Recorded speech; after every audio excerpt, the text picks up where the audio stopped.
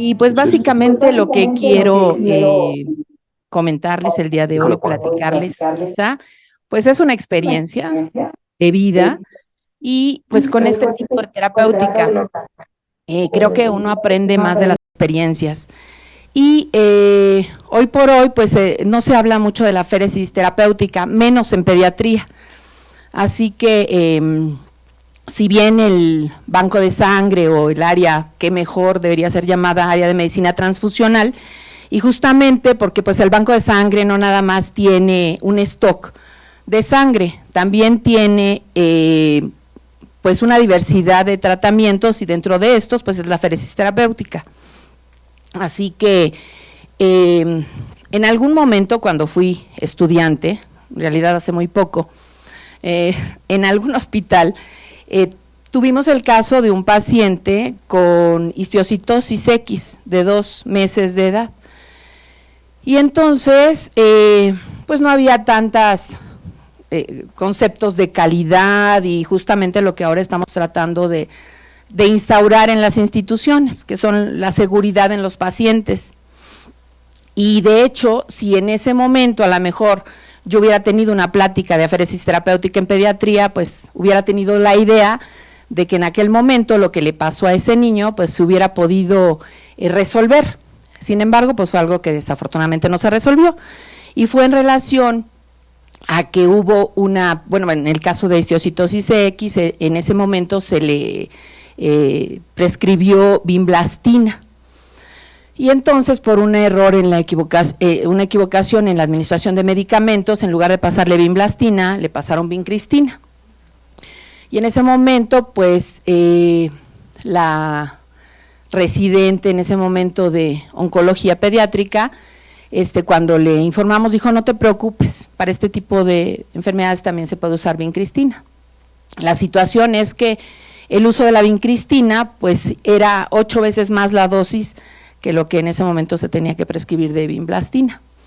Y bueno, todo esto se los comento porque pasamos la visita, fuimos a ver al bebé y básicamente solamente tenía una petequia aquí en el tórax y no tenía ninguna otra cosa, o sea, tenía signos vitales normales.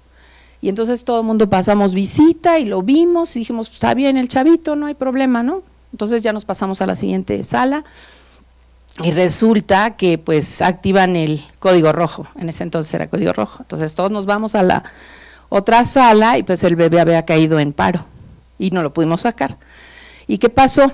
Pues entonces, pues nadie, en ese momento si hubiéramos sabido que hubiéramos tenido una opción terapéutica, le hubiéramos hecho aféresis terapéutica, pero como nadie conocía que podíamos utilizar este tipo de terapia, pues el paciente se murió porque se intoxicó por vincristina. Y lo que pasa es que en ese momento pues tenía todos signos vitales, porque lo que hace la vincristina es que hace que permanezca el tono vascular, entonces iba a tener signos vitales.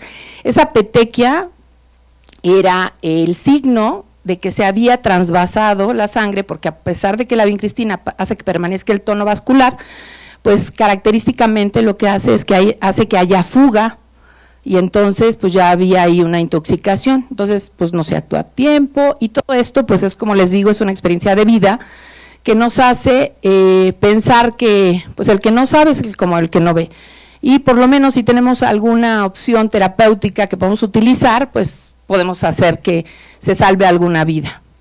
Y bueno, es por eso la finalidad de venirles a hablar sobre aféresis terapéutica específica. Y en ese caso, pues ni siquiera era necesario que fuera específica. Ahorita vamos a ver las diferencias. Sino podemos haberle hecho una aféresis terapéutica general, nada más el recambio de plasma, sacarle todo lo que tenía ahí que le estaba haciendo que pues se intoxicara, y podíamos haberle dado esa oportunidad de vida. Claro, el pronóstico era muy malo, tenía 2 meses, ya saben, ¿no? Histiocytosis X, mal pronóstico, pero bueno, eso no significa que no tengamos que tener las opciones para poder darles la esperanza de vida que tenemos que darle a los pacientes.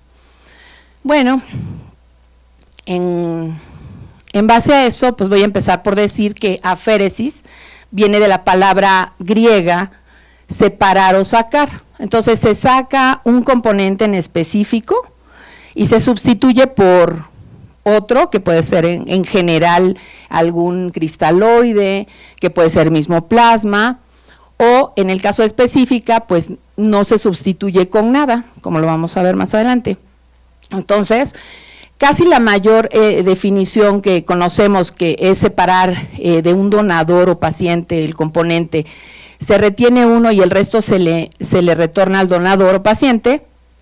Casi siempre cuando les pregunto a mis alumnos de pregrado si conocen para qué sirve la féresis, todos se enfocan en la parte de donación. Y si bien es cierto que las técnicas actuales pues están muy sofisticadas y ahora podemos sacar específicamente plaquetas, en el caso de la féresis plaquetaria, o eritrocitos, cuando tenemos algún anticuerpo irregular, así como que muy raro y que no tenemos otra opción más que esa para poder transfundir a un paciente con esos componentes, pues podemos sacar nada más eritrocitos o rojos, pues y podemos tener hasta 2 unidades. Así que ahorita la tecnología pues nos da esa oportunidad, incluso el plasma nada más, ¿no? Para pacientes con deficiencia de factor V, por ejemplo, que no tenemos o algún otro factor en específico, bueno, hacemos plasmaféresis y en lugar de estarle pasando, no sé, 3, 4, 5 unidades de plasma, le pasamos una féresis de plasma. Pero bueno, cada una tiene sus indicaciones. La mayor proporción de los estudiantes de los que siempre pasamos por la universidad jamás nos dan banco de sangre. De hecho, el programa de la UNAM trae una sola hora en el programa de hematología para hablar de banco de sangre. Entonces, bueno, imaginen. La cuestión es que, bueno, por eso son importantes este tipo de pláticas, para que todo el mundo pueda enterarse de que hay opciones terapéuticas y que el banco de sangre pues también puede apoyarlos en este tipo de situaciones. Si bien es cierto que actualmente el Hospital General de México tiene un servicio de apoyo para féresis terapéutica en neurología, el enfoque siempre ha sido más a la parte neurológica, que es donde se ocupa la mayor parte de la féresis terapéutica en los pacientes con alguna situación de acumulación de anticuerpos, etcétera, que hacen que pues tengamos casi 254 procedimientos de aféresis anuales en el área de neurología.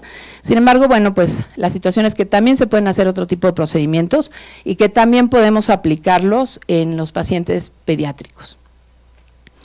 Bueno, entonces, no nada más, como les decía, se ocupa en la parte de donación, sino también en la parte de aféresis. Y bueno, existen muchas máquinas para donación o también para aféresis. Hay algunas que pueden ocuparse tanto para obtener componentes de donación como hacer procesos terapéuticos, pero bueno, eso es lo de menos, existen muchas posibilidades. Los pacientes pediátricos también pueden ser sus propios donantes y como les decía, bueno, en la donación de componentes sanguíneos también podemos obtener progenitores de hematopoyéticos, CD34 específicos, positivos para los trasplantes de médula ósea, que es un procedimiento, digamos, que es de donación, pero que también se utiliza como parte terapéutica. Y bueno, esta es una pacientita que tuvimos con un neuroblastoma, que se le hizo trasplante de progenitores hematopoyéticos autólogos, y como ven, pues tampoco es así como que imaginarse que el niño puede estar muy mal, ¿no? Sino que pues está saludando la chiquita, está bien, si se le entretiene con algo, pues va a estar muy estable. Evidentemente, pues tenía catéter, y casi siempre que pensamos en una féresis terapéutica, pues vemos así a los niños, ¿no? Con catéter, pero no necesariamente requieren catéter. El caso que les vengo a presentar es una niña que se ha tratado para hipercolesterolemia familiar homocigota desde que tenía 8 años, actualmente tiene 28, y toda la vida se le ha hecho a través de accesos periféricos. Entonces, no necesariamente se requieren todos los pacientes utilizar catéter.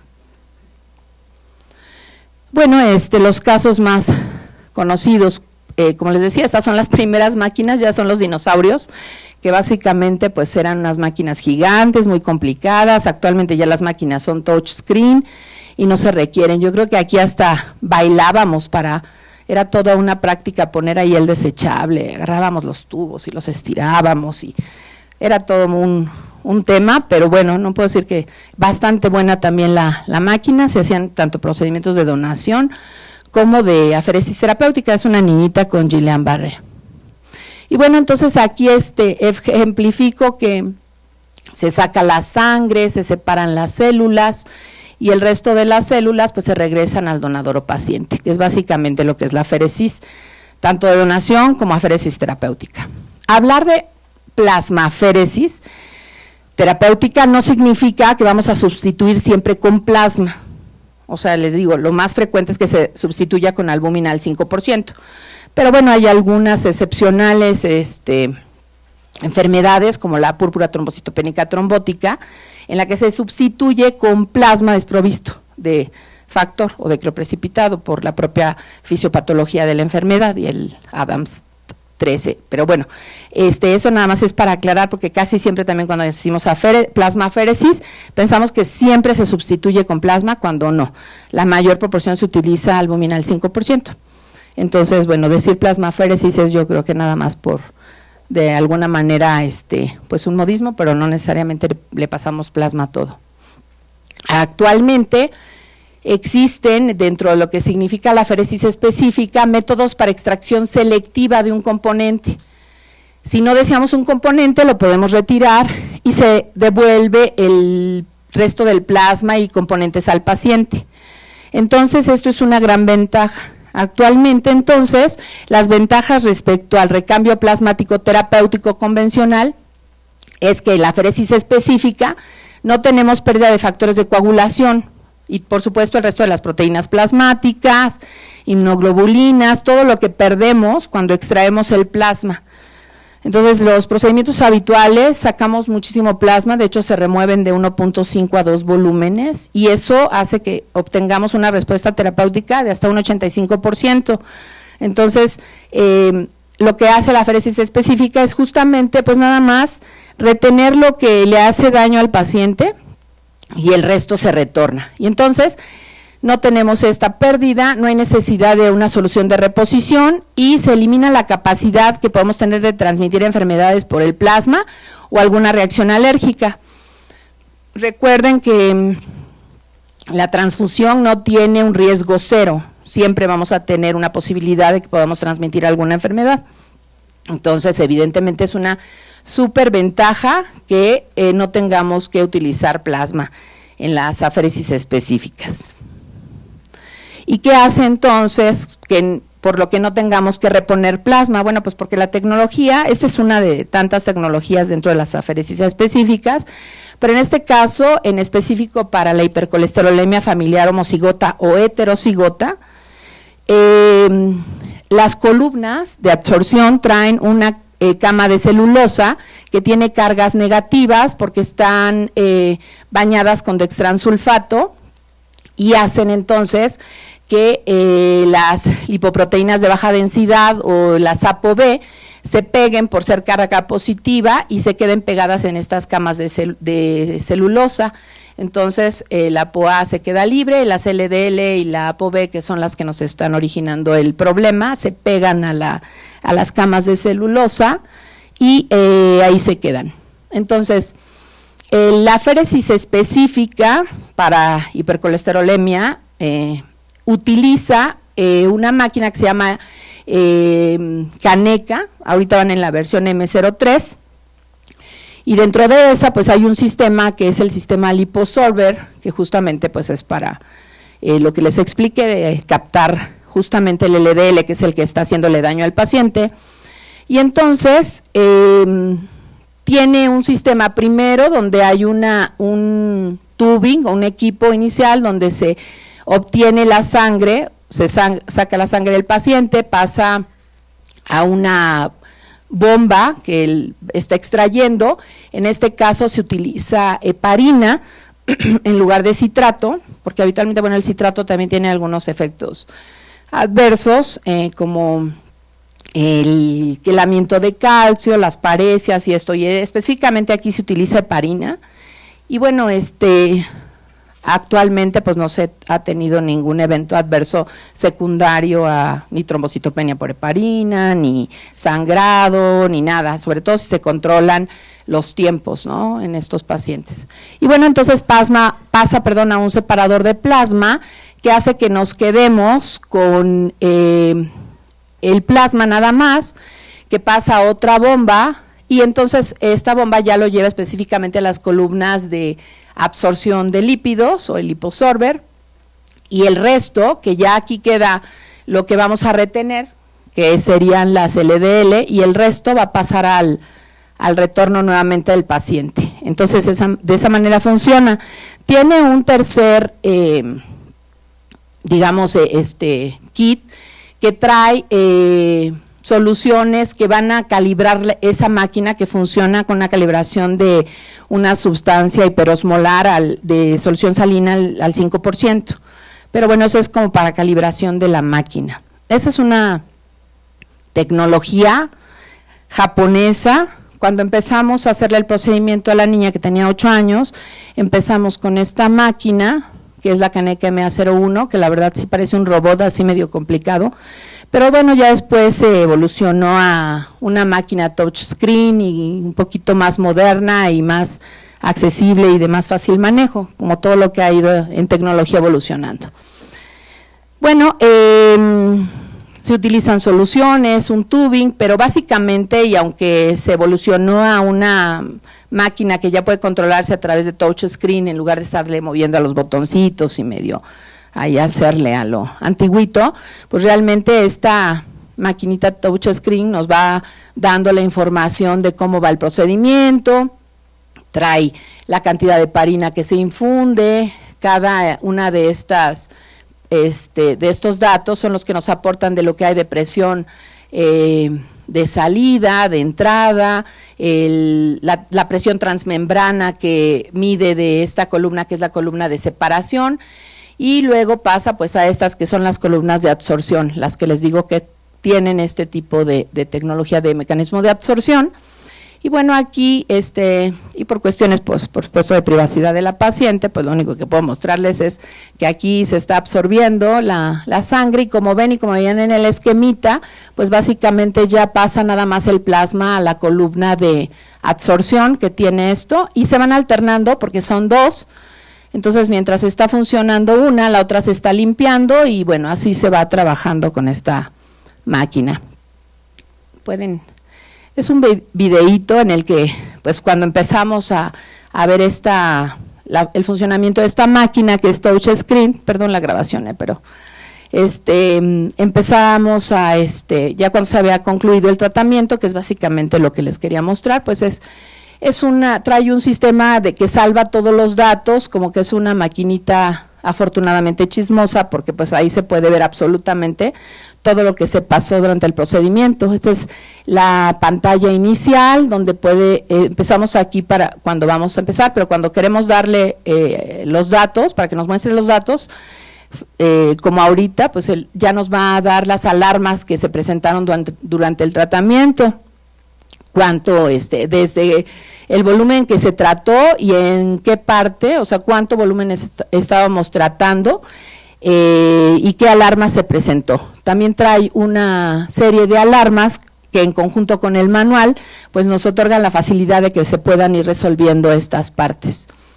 Así que de forma inicial, con la primera máquina que vieron que parecía robot, pues como es la única máquina en México, que eso es pues la verdad relevante, porque en toda Latinoamérica no existe esta tecnología, excepto esta máquina que pues es propiedad de la familia libanesa que tiene enferma a su hija, y que básicamente pues sin este procedimiento pues los pacientes se van a una aféresis categoría 2, que marca ASFA, que es la Sociedad Americana de Aféresis, y que bueno, si bien es cierto que se puede realizar, pues no sería como categoría 1, como esta máquina que es pues específica para este tipo de procedimientos. Ahorita vamos a ver las posibilidades sobre todo la cantidad de casos que se presentan, y que no es nada despreciable. Bueno, mucho menos casos en heterocigota que en homocigota, pero que pues no está tampoco, no es despreciable. Aquí es la serie de datos de las columnas, cómo se van alternando y cómo estuvo funcionando el tratamiento en relación allá cuando concluyó, que sí hubo pues un cambio de los de las columnas de absorción. Y bueno, básicamente, como les digo, todos esos datos nos aporta la máquina, por lo tanto, pues es una buena posibilidad de que sepamos también si hubo alguna situación que se pueda corregir posteriormente. Así que bueno, la tecnología es japonesa. En Estados Unidos hay cerca de 13 centros de aféresis específica, y pues en México por ahora pues soy la única que puede hacer este procedimiento específico. Y la que sigue, por favor. La importancia de mostrárselos es que pues podemos hacer todavía muchas cosas en relación a este tipo de padecimiento. Estos son los desechables que se utilizan, son las dos columnas de absorción, la columna separadora del plasma, y bueno, estos se van armando y se van colocando de tal forma que van integrándose para poder concluir el procedimiento. Bueno, pues ya que vimos la tecnología, que les decía de forma inicial, vinieron los japoneses a capacitarme, pues la verdad es que un japonés hablando gringo y yo medio entendiendo, pero pues al final sí se pudo llevar a cabo la capacitación. Ya posteriormente pues ya vino una gringa que fue un poquito más sencillo con la siguiente máquina, y sobre todo porque es pues más amigable, ¿no? La segunda. Entonces, ¿qué es la hipercolesterolemia familiar homocigota? Pues es un trastorno del metabolismo lipoproteico que se describió desde 1920, se transmite con herencia autosómica codominante y va a afectar al 50% de la descendencia sin diferencia en sexo. Puede ser hombre o puede ser mujeres, sí pueden tenerlo. Pero el defecto va a consistir en una mutación del gen que codifica la proteína receptor de la LDL en el cromosoma 19P. Una parte común es que está afectado el 13.2, sin embargo se han descrito más de 1050 mutaciones hasta la fecha en todo el mundo. Al final hay, si ustedes revisan el tema, pues genéticamente hay una serie de afectación de los receptores que pueden ir desde enfermedad muy grave a moderada o pues leve, digamos. La cuestión es que alguien que tenga hipercolesterolemia familiar homocigota, pues toda la vida va a estar con hipercolesterolemia. El tratamiento que existe actualmente pues es la LDL-aféresis, y bueno, se puede complementar como lo vamos a ver. La distribución va a ser universal con una prevalencia en la mayoría de los países de 1 a 500, pero de la forma heterocigota, o sea que no se incluye, y de 1 a 1 millón para la homocigota. Entonces, como ven, pues de hecho aquí en México, que yo conozca, hasta la fecha, desde que estudié pediatría, que no voy a decir desde hace cuánto, pero pues en realidad hay como 5 familias que tienen este problema, y algunas pues no se tratan con aféresis no específica, porque no existe este tipo de tecnología por ahora. Pero bueno, la verdad es que van a decir ustedes, bueno, pues ya es tan poco frecuente, ¿por qué nos interesaría pues saber más de este tema, ¿no? Y más adelantito van a ver por qué es sumamente importante, porque no nada más nos va a servir para tratar problemas homocigotos, sino también heterocigotos, que es la mayoría de los que tenemos. Y bueno, los cardiólogos no me van a dejar mentir que por ahora es también una de las terapéuticas que se ha instaurado en Europa como protección no nada más de pacientes pediátricos, sino de adultos. ¿Y por qué el enfoque es pediátrico? Pues porque es una enfermedad genética que se tiene que detectar a tiempo. Si detectamos a tiempo, pues vamos a evitar que el paciente, que en promedio se mueren a los 20, 30 años, se mueren de un infarto, pues implementemos una terapéutica a tiempo. En este caso, pues la paciente femenina empezó a los 8 años, estaba yendo a Boston, le hicieron el diagnóstico aquí en México, pero por falta de tecnología, pues estaba yendo cada 15 días a Boston. Entonces, pues una familia que pudo tener la alternativa de conseguir una máquina que solamente pudieron importar desde Estados Unidos a México, y empezó a tratarse. La paciente de 12 años con antecedentes de consanguinidad, 2 padres y un hermano con diagnóstico de hipercolesterolemia heterocigota.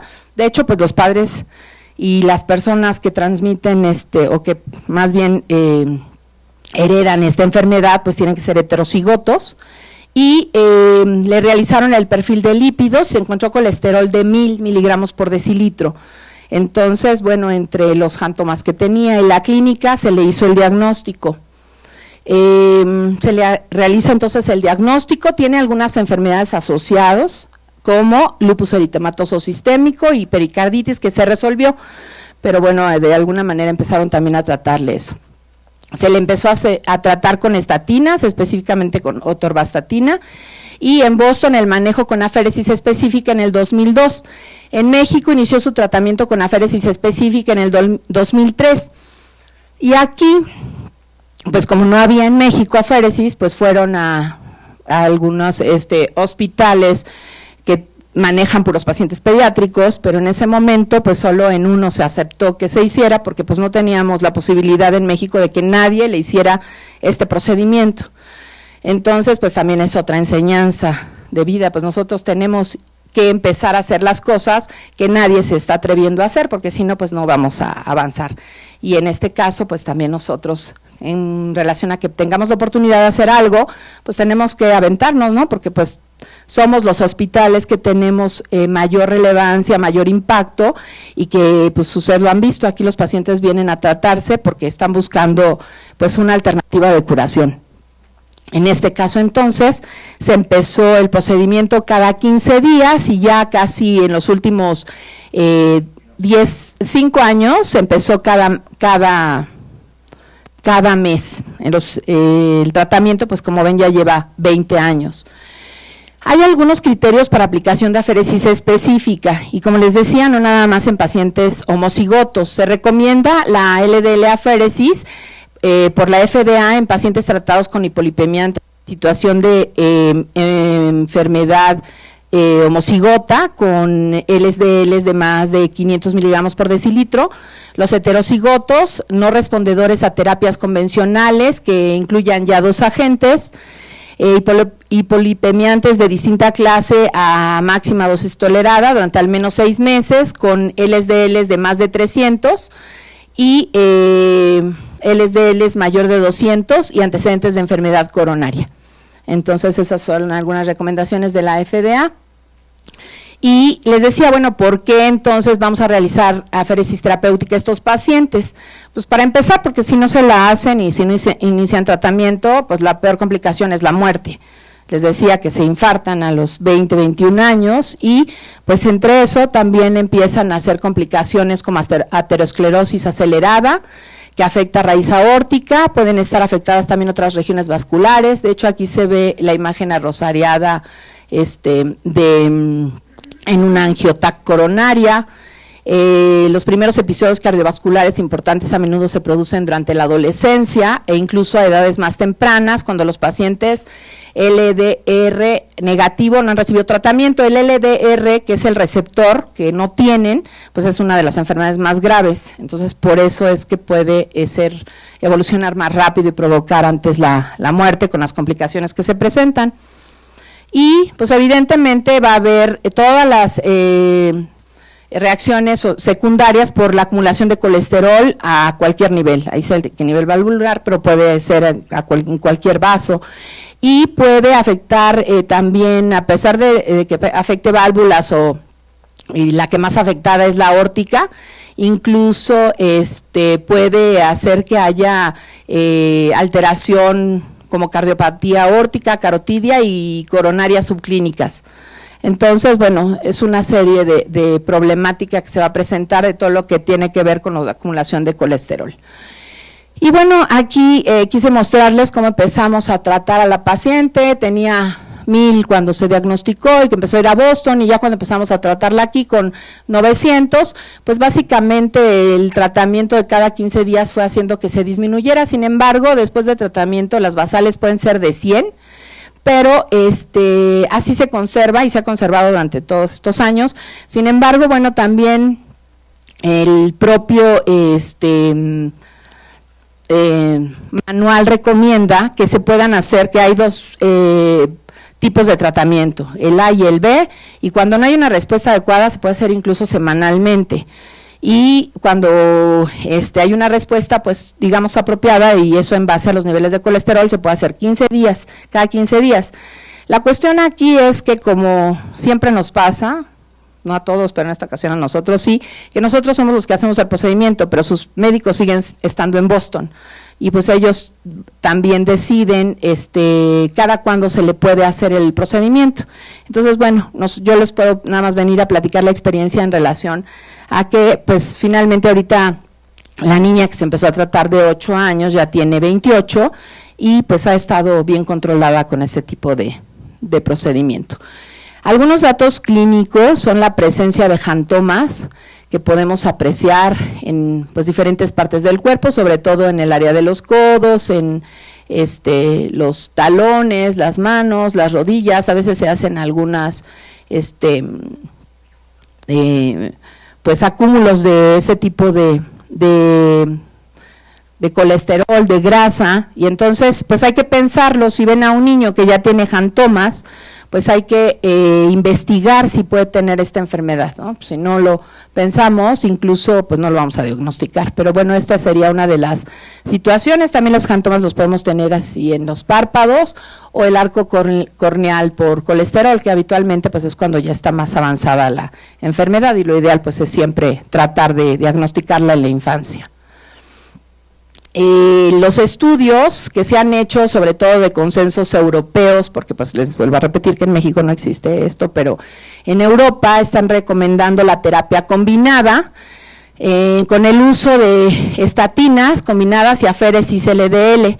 Entonces esto ha demostrado que los niveles de colesterol básicamente se reducen hasta un 37.5% en reducción a la media por tratamiento, y la acumulada hasta el 82%, lo cual significa pues que es una buena opción terapéutica para este tipo de pacientes. En conclusión, es que la aplicación de la tecnología por aféresis específica es una terapéutica útil, que por ahora solo se realiza en un paciente en México. Toda Latinoamérica no tiene este tipo de procedimientos. Si bien es indispensable para la sobrevida en los pacientes con hipercolesterolemia familiar homocigota, también es una alternativa útil para los heterocigotos. En Japón han estado utilizando esta terapia específica para pacientes con diabetes para evitar hacer amputaciones. Entonces, y esto pues les ha funcionado pues bastante bien. En los estudios, las cortes que han tenido, pues han tenido una respuesta favorable y han evitado la amputación de miembros en estos pacientes. Y pues la verdad, en México actualmente que hay una cantidad de complicaciones por diabetes que pueden terminar en una amputación, pues esto también podría ser una opción terapéutica que les evitaría que les amputaran los miembros. Actualmente se aplica en Estados Unidos y Europa, y solo se aplica aféresis específica en un paciente en México, pero para hipercolesterolemia. Se están haciendo estudios de factibilidad para que se inicie su uso en México y poder instaurar esta tecnología en el Hospital General de México en un futuro, pues como parte importante que somos a nivel nacional de captación, ¿no?, de población abierta. Entonces, pues tendríamos la factibilidad quizá en un futuro de poder instaurar esta tecnología. Y hoy por hoy pues nada más les hablé de aféresis terapéutica específica para hipercolesterolemia, pero bueno, quiero decirles que la aféresis específica en Estados Unidos se utiliza para la enfermedad de las montañas rocosas, por ejemplo, específicamente por la chinche esa que ocasiona parálisis, o se utiliza aféresis terapéutica específica en pacientes que tienen rechazo renal, post-trasplantados, y que tienen ya una serie de columnas con anticuerpos específicos para captar este tipo de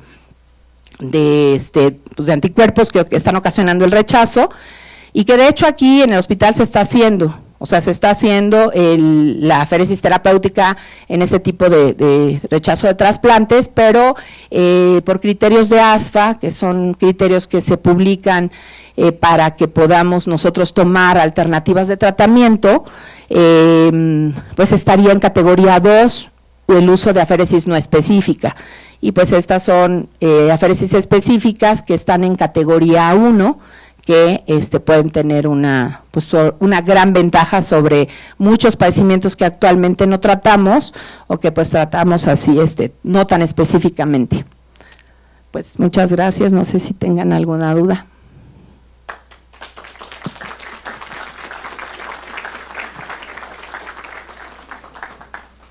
Doctor Serrano. Gracias, doctora, felicidades. Yo conozco a la sexta familia con este problema. Hace unos 20 años nos llegó con el ex jefe de la doctora Guerrero, el doctor Ramos Méndez, una mujer de 42 años, programada para 2 días después para amputación de ambas extremidades porque tenía una obstrucción total de la aorta y las 2 ilíacas.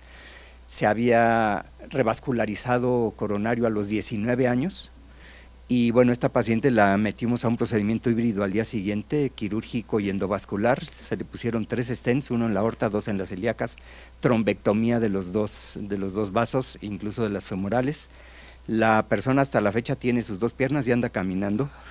Pero el comentario aquí va en el sentido de que, bueno, esta tecnología es muy buena, pero tiene que ir acompañada de todo el tratamiento médico. Esta mujer, cuando yo la conocí, aparte de todo, fumaba.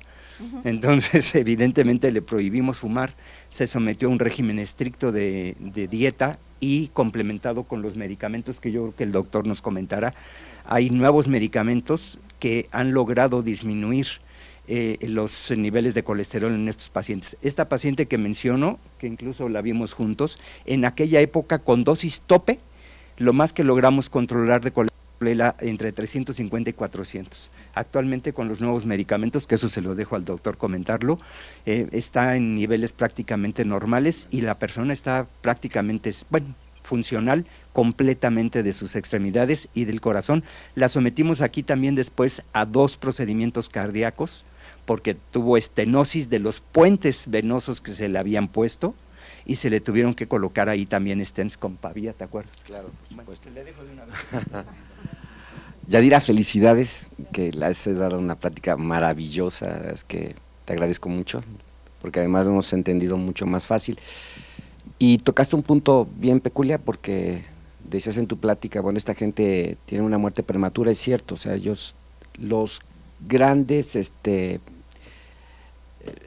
protocolos que se han hecho con lípidos han buscado este tipo de población intensamente porque eran el blanco perfecto para demostrar el impacto que tiene la dislipidemia en la enfermedad por aterosclerosis, que es muy diversa, coronaria, cerebral, periférica. Y bueno, queda clarísimo que tiene un impacto muy grande y comenzó el desarrollo de toda una terapia relacionada al control de lípidos, del que todos hemos sido testigos y hoy convivimos perfectamente bien con las estatinas y otros hipolipemiantes no estatínicos que han demostrado un beneficio, inmenso, ¿sí? Se ha visto reflejado perfectamente bien en la reducción de mortalidad por cardiopatía isquémica principalmente, pero lo último que ha llegado son anticuerpos monoclonales, inhibidores específicos de la PCSK9, una proteína que tiene que ver con la presencia de los receptores LDL a nivel hepático en su degradación, y son un boom. O sea, la verdad es que, entre otras cosas, esta terapia ha permitido que los pacientes que estaban destinados a una muerte prematura, hoy lo superan, y los tenemos con ese tipo de tratamientos con resultados maravillosos, pero así maravillosos, además de los inhibidores los anticuerpos monoclonales, más terapia farmacológica, pero la verdad es que les va muy bien. Y en la plataforma que tenemos aquí en el hospital en Amates, tenemos disponibles estos anticuerpos monoclonales totalmente gratuitos para estos pacientes, o sea, en cardio los tenemos bajo tratamiento y los resultados son muy buenos. Y finalmente, pues todo esto tiene que ir acompañado con un estilo de vida saludable, porque pues con estos niveles de lípidos y fumando y sin control de hipertensión o diabetes, pues no hay manera de ayudarlos. Pero es muy interesante este tema de dislipidemia familiar. Bueno, a propósito, y gracias por el comentario, porque sí, cierto, ya no puedo regresarle a la diapositiva, pero efectivamente ahí creo que es el Cumvaf, que está ahí, anticuerpos monoclonales, y la terapia combinada, pues les ha funcionado muy bien. Ahorita recuerdo también el caso de otro paciente que tenía una hiperlipidemia secundaria a una enfermedad hepática, que llegó a 1000 también, y que pues no era homocigota, era secundaria, y con un procedimiento de aféresis, pensando que las estatinas nos iban a tardar muchísimo tiempo, con riesgo cardíaco, se hizo un consenso con cardiología pediátrica y se llegó a la opción de que se le hiciera aféresis terapéutica. Como no hay aféresis específica, se le hizo pues el habitual, y aún así el chavito quedó con 150. Entonces le fue súper bien con una sola aféresis. Entonces como que es como bien dice el doctor, un espectro en el que hay que tomar una serie de decisiones, ya sea con este tipo de pacientes o con algunos otros que al final pues les van a favorecer en este tipo de tratamiento. No sé si alguien más tenga alguna. El doctor. Felicidades, doctora, muy buena la plática, pero también no nada más estamos usando la aféresis terapéutica en pediatría en este tipo de problemas, sino que hemos tenido un índice cada vez más alto de enfermedades de tipo inmunológico que nos ha funcionado muy bien en colaboración con el servicio de neurología, que nos han permitido hacer aféresis terapéutica para remover sustancias dañinas, anticuerpos que están dañando a los pacientes. Cada día hemos tenido la necesidad de pedir más apoyo al servicio de neurología y lo hemos hecho con buenos resultados. Sí, gracias, doctor. Sí, de hecho hay para todo lo que son los pandas, todo lo que les comentaba que se hacía también para padecimientos inmunológicos, Guillain-Barré, que es uno de los más frecuentes el uso, pero la aféresis específica, que es la que actualmente ya se está utilizando justamente para que no tengamos esa situación de estar barriendo inmunoglobulinas, proteínas y no afectar al paciente, sino nada más retener exclusivamente lo que nos está haciendo daño para que el resto se le pueda regresar y no pasarles el riesgo a la mejor de alguna infección, alguna complicación por deficiencia, porque hay algunos procedimientos, por ejemplo en Good Pasture, que también se utiliza, estar removiendo frecuentemente puede hacer que nos dé variaciones de presión y poner un poquito en riesgo a ese tipo de pacientes, sobre todo el paciente pediátrico que tiene complicaciones de volumen de líquido, que muchas de las máquinas tienen que adaptarse, desafortunadamente siempre ha sido así para pediatría, todo se construye para adultos y todo lo que se hace para pacientes pediátricos siempre se tiene que estar adaptando, pero bueno, sí hay posibilidad de que se pueda hacer. De hecho, también ha sido otra. A ver si quieres de una vez a la doctora. Perdón, doctora, no la quería interrumpir, sino hacer un comentario. No, adelante, doctora. Muchas gracias. Primero que nada, sumarme a las felicitaciones, ha sido una presentación muy interesante. Gracias. Y también sumarme a los comentarios acerca del manejo interdisciplinario. Usted comentaba acerca del patrón de herencia, es autosómico dominante, y también nos hacía referencia a un dato que yo creo que es muy importante, que es la frecuencia de 1 en 500 de los heterocigotos, históricamente sí. Se ha manejado en el sentido de que debe de haber muchos pacientes con este diagnóstico que entre las diferentes opiniones que ha habido acerca del manejo interdisciplinario también se beneficiarían del asesoramiento genético. Claro. Y en ese sentido, por ejemplo, usted mencionaba que también históricamente se ha mantenido que es más o menos el homocigoto 1 en 1 millón.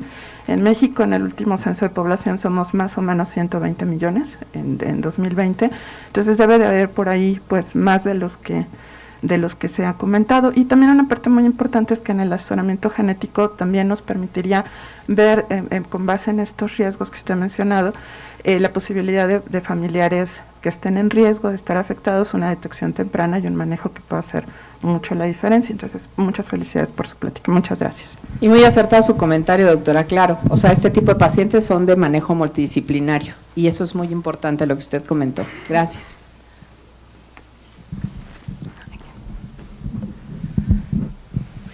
Yo nada más me quedé con una duda para saber,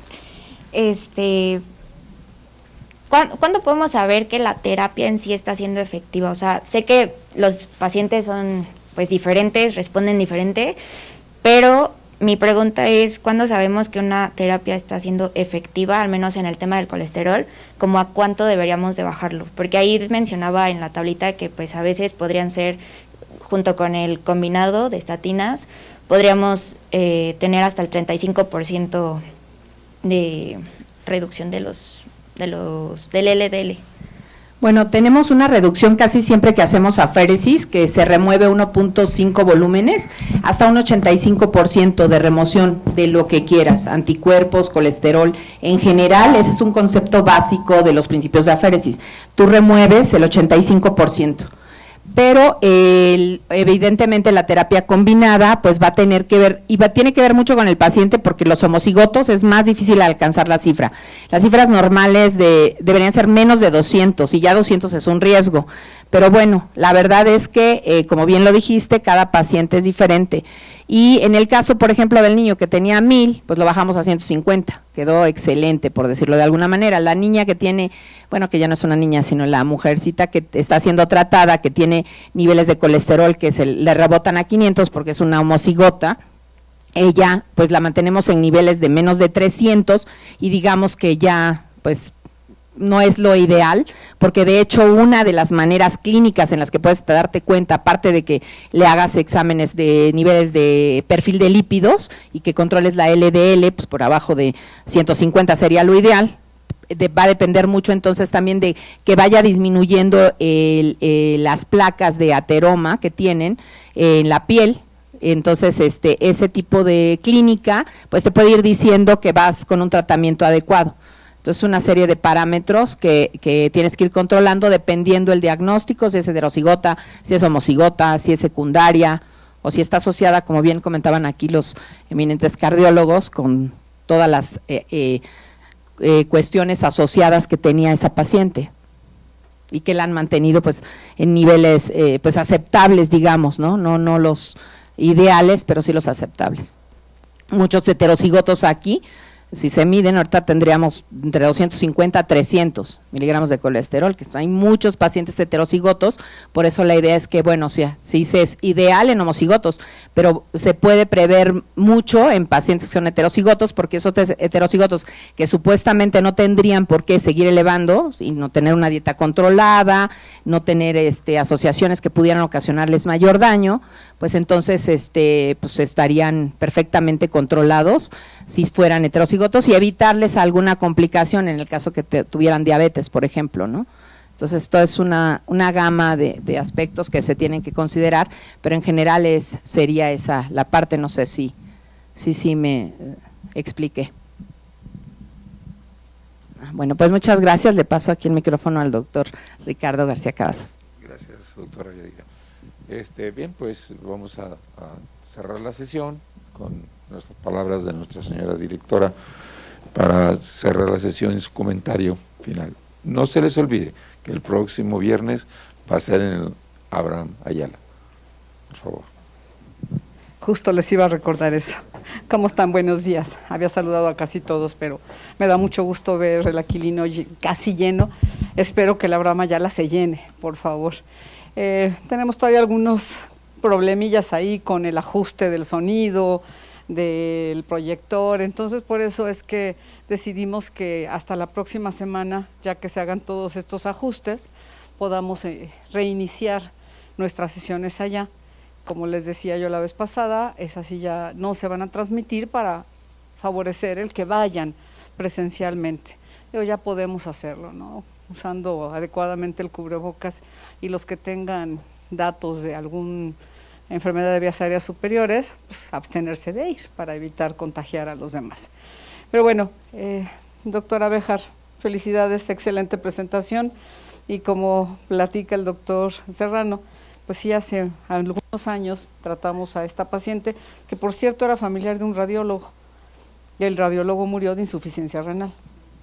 Entonces, el hermano, sí, o sea, la verdad es que sí, toda la familia estaba afectada por este tema. Pero bueno, también les quería yo comentar, vamos a cambiar, ya yo creo que nos cansamos de ver el primer video del Comité de Ética, ¿no? En donde hablamos del abuso, acoso y hostigamiento y la cultura de la denuncia.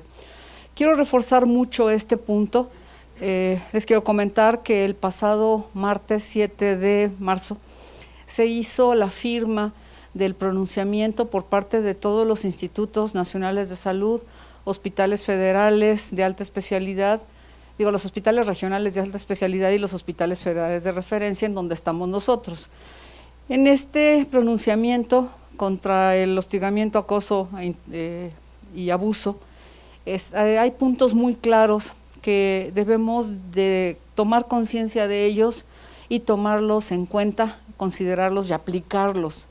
Entonces vamos a hacer una distribución más amplia de este pronunciamiento que apenas se firmó el martes, pero que muestra y demuestra cuál es la postura que debemos de tener todos como integrantes de esta institución, del Hospital General de México, en contra de estas conductas de abuso, acoso y hostigamiento. Yo creo que la cultura de la denuncia es lo que nos lleva a los mejores resultados. En verdad es muy triste, es muy preocupante ver que la denuncia todavía no es la mayor práctica, sino que esto se hace a través de redes sociales que no tienen ningún valor probatorio y tampoco tienen ningún valor para ser aplicados algún tipo de sanción. Entonces, vamos a cambiar este video, yo creo que ya nos cansamos de verlo, ¿no? Ya, y entonces ya es como la ceguera de taller, ya no hacemos caso. Entonces en eso estamos trabajando para que sea mucho más impactante, pero les repito, aquí en el Hospital General de México hay varias instancias en las que pueden denunciar abuso, acoso y hostigamiento. Desde la unidad de atención especializada en género, en donde personas trabajadoras del hospital se encargan de atender a cualquiera que presente una situación de este tipo.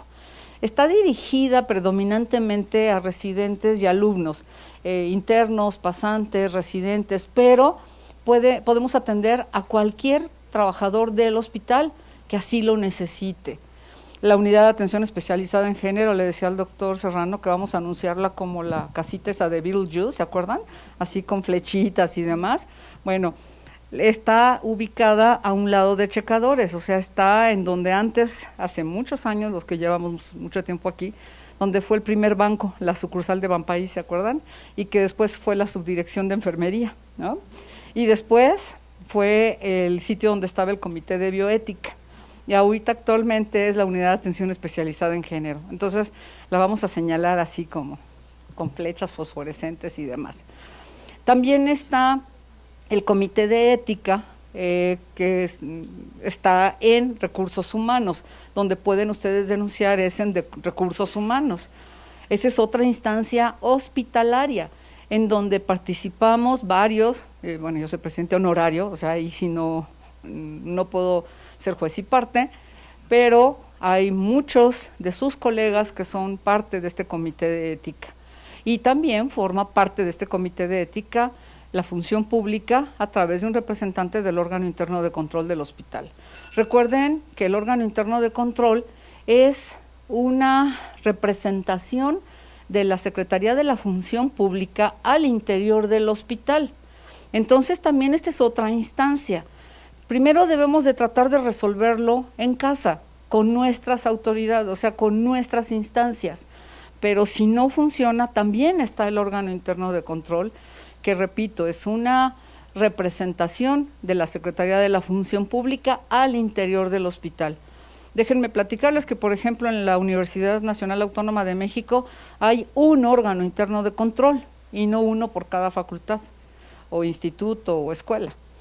Aquí tenemos uno para el hospital. Entonces también utilicemos esta instancia.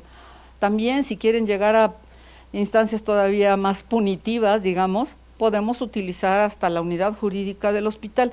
Pero hay maneras de denunciar y no hagamos estas denuncias a nivel redes sociales que no nos llevan a nada más que a la preocupación extrema de, caray, podemos hacer las cosas bien, hagámoslas así.